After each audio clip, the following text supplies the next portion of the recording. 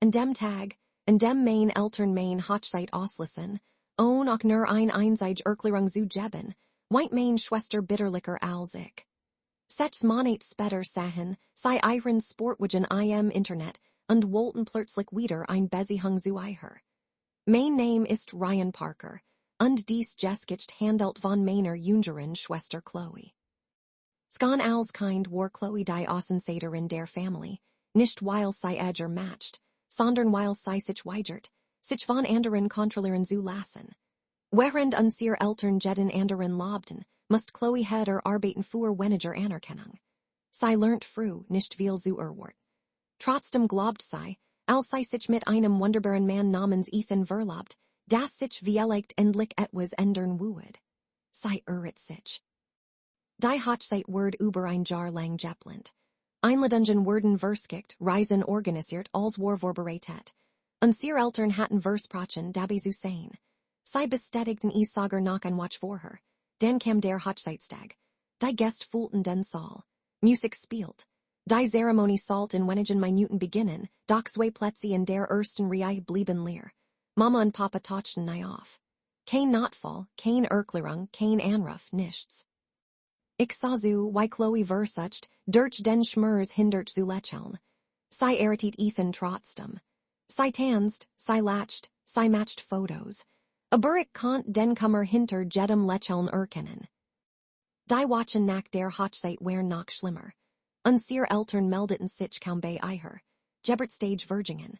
Fertig kamen ungingen. Das Schweigen wird zur Normalität. Anstatt Menschen hinter sie laufen, denen sie egal war, konzentriert sich Chloe auf sich selbst.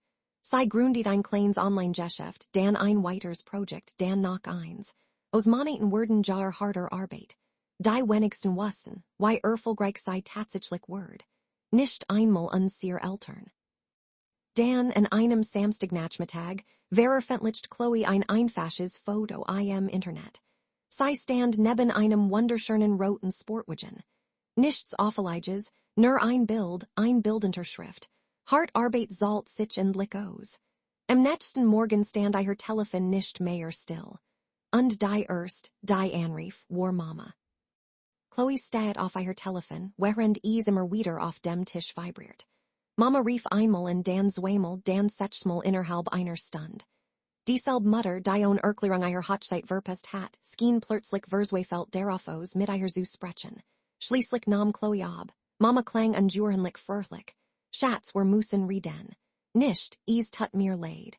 Nicht, ich hab den Hochzeit verpasst. Wir müssen reden. Chloe blieb ruhig. Worüber? Mama lacht nervös. Wir haben den neuen Wagen im Internet gesehen. Der war Grund. Ich saß Chloe gegenüber, als sie den Anruf auf Lautsprecher stellt. Mama redete weiter über Family, Verserhennung und gemeinsame Zeit. Dann schaltet sich Papa dazu. Sein Stimme klang plötzlich warm und freundlich. Wir sollten uns morgen früh treffen.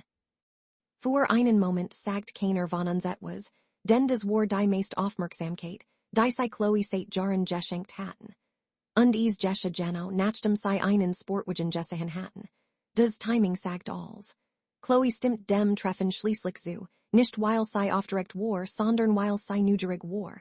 Nach dem Gespräch sah sie miteinander lächelt. Kein Wutens lächeln, sondern ein Selbstbewusstsein. Ich glaub, ich weiß, worauf das hinausläuft. Am nächsten Morgen kam sie pünktlich im Restaurant an. Mama und Papa warteten bereits. In den ersten Minuten fühlt sich alles seltsam normal an. Sie fragten nach ihrer Arbeit, nach Ethan. Sie lobten ihren Erfolg, fast so, als hätt es die Hochzeit nie gegeben, als hätten die Jar des Schweigens nie stattgefunden. Dann bügt sich Papa vor. Chloe, wir sind stolz auf dich.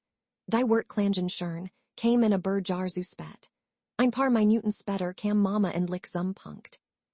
Sie begann über finanzielle Problem zu sprechen, unerwartet ausgeben, ein gescheitert Geschäftsinvestition.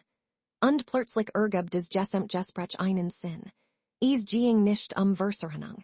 Es ging nicht Family. Es ging Geld. Doch was unsere Eltern nicht wussten, war, dass Chloe nicht allein zu diesem Treffen gekommen war. Und die Überraschung, die sie mitgebracht hat, sollte das Gesamtgespräch verändern. Mama beendit I her erklärung über die finanziellen Schwierigkeiten und faultit die Hand auf dem Tisch.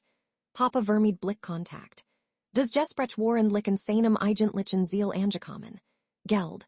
Nicht die Hochzeit, nicht die Jar des Schweigens, nicht der Schmers, den sie versagt hatten. Geld. Dan ruspert sich Papa. Chloe were stecken in einer schwierigen Lage. Sei nicht ruhig. Das sehig. Mama zwang sich zu einem Lächeln. Wir hatten gehofft, das Family einander hilft. Die Ironie het mich fast zum Lachen gebracht. Family. Dieselbe Family, die nicht erskien, als Chloe den Gang entlanging. Dieselbe Family, die nie ein Erklärung gab. Dieselbe Family, die verschwand, bis sie Erfolg sah. Chloe blieb erstenlich jealousn, viel jealousener, als ich es Jewison wäre. Dan blickt sie zum Eingang des Restaurants. Ein paar Sekunden später betrat jemand den Raum. Mama saw verweret os. Papa saw verweret os. Dan veranderten sich beid Gesichter, den die Person, die auf unseren Tisch zukom, war kein Freund, kein Anwalt und kein Finanzberater. Es war Ethan, Chloe's Ehemann, der Mann, dessen Hochzeit sie ausgelassen hatten. Setzt sich wortlos neben sie. Die Spannung war sofort spürbar. Keiner unserer Eltern hat erwartet, beiden gleichzeitig gegenüber zu stehen. Dan griff Chloe in ihre Handtasche und zog einen kleinen Umschlag heraus. Sie legt ihn sanft auf den Tisch. Mama sah hoffnungsvoll aus. Papa worked interessiert. Keiner von beiden beruhigt ein Zunetzt. Was ist das? Fragt Papa. Chloe lächelt, ein Erinnerung. Mama öffnet den Umschlag zuerst. Darin waren Hochzeitsfotos, dat sen davon. Fotos von lihren Stuhlen in der ersten Reihe. Fotos von Chloe, wie sie vor der Zeremonie wartet. Fotos von Ethan und ihrer Zeit. Fotos vom größten Tag ihres Lebens, dem Tag und dem unserer Eltern nicht erskinen wären. Die Farbe which langsam aus Mamas Gesicht. Papa steht schweigend auf die Bilder. Niemand sprach. Niemand ruhigt sich. Dan sagt Chloe lies etwas, des schwurer traf als jetter straight. Bever were darüber reden, was ihrer von mir brocht, salten were vielleicht darüber reden, wo ihrer wart, als ich juch gebrocht heb. Und zum ersten Mal in diesem Morgen hat keiner, der beiden Eltern ein Antwort. Der Tisch blieb mehrere Sekunden lang still. Mama blickt auf die Hochzeitsfotos hinunter. Papa konnt Chloe nicht einmal in die Augen sehen. Jarlang hatten sie während vermieden. Jetzt gab es keinen Ort mehr, in dem sie sich verstecken konnten. Schließlich sprach Mama. Wir haben uns gerrit, sagt sie mit zitternder Stimme. Wir dachten, es würde immer noch ein weiter Chance geben. Papa nickt langsam. Wir haben dich verletzt, Chloe, und wir haben es nie zugegeben. Zum ersten Mal word des Gespräch ehrlich. Kein Ausreden, kein Schuldzuweisungen, nur die Wahrheit. Chloe hört schweigend zu. Dan griff sie ernut in den Umschlag und holt ein letztes Foto heraus. Es war ein Bild von ihrem Hochzeitstag. Sie lächelt neben Ethan. Trotz der leeren Stuhl, trotz des Kummers, trotz allem. Ich heb jar damit verbracht, auf ihre Anerkennung zu warten, sagt sie. Dan heb ich begriffen, dass ich sie nicht brauch. Dies wird treffen heder als reich es gekurnt. Mama begann zu weinen. Papa steht auf den Tisch, nicht weil Chloe erfolgreich geworden war, sondern weil sie endlich verstanden, was sie verloren hatten. Dan stand Chloe auf. Sie war nicht wütend. Sie war nicht verbittert. Sie war frei. Sie wünscht einen als guten Ging mit Ethan hinaus. Der Sportwagen, des Geschäft und der Erfolg waren nie die eigentlich Überraschung gewesen. Die wahre Überraschung war, dass Chloe sich ein wunderschönes Leben aufgebaut hat, und auf die Menschen zu warten, die sie im Stich gelassen hatten. Und manchmal ist die stärkste Reich nicht, den Menschen des Gegenteil zu beweisen, sondern erfolgreich zu sein, und dass sie an einen glauben müssen.